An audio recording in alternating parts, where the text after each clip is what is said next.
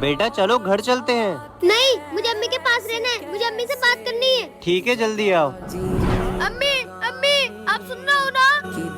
अम्मी उठो ना, मेरे सारे स्कूल के दोस्त बोलते हैं अम्मी बहुत अच्छी होती है और अपने बच्चे तो बहुत प्यार करती है। फिर आप मुझे छोड़ के क्यों चली गई? मुझे भी देखना है अम्मी का प्यार कैसा होता है। अम्मी मुझे क्यों छोड़ के चली गई? अम्मी अम्मी। अनस भाई, आपका बेटा अपनी माँ को बहुत याद कर रहा है। हाँ भाई। उसकी माँ का साया उसके सर से उठ चुका है।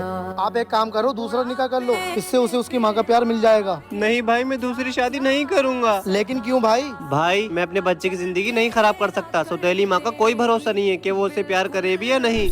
मैं अपने बच्चों को माँ का प्यार भी मैं ही दूंगा और बाप का प्यार भी मैं ही दूंगा। चलो बेटा।